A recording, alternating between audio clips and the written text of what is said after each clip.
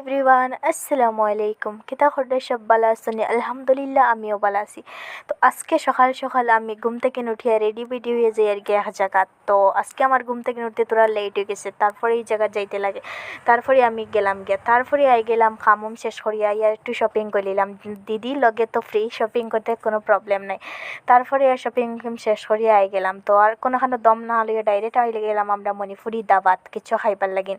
তো এখানে আইয়া আমরা বিরিয়ানি অর্ডার দিলাম। তো বিরিয়ানি অর্ডার দিয়া আমরা খাইয়া হইয়া বারে গেলাম ফান খাওয়া। তো মিষ্টি ফান আমি খুব ভালো পাই, তার লাগিন আমার জিজু আমার ফান দিলা।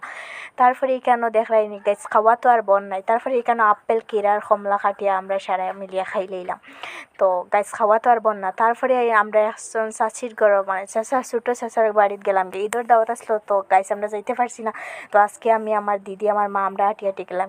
তারপরে রাইতে গেল আর আমরা মেহেন্দি লাগাই দিলাম। তো অত আচ্ছা খাসা লাগাইতে পারি না। আজকের ভিডিও স্টার্ট হবে।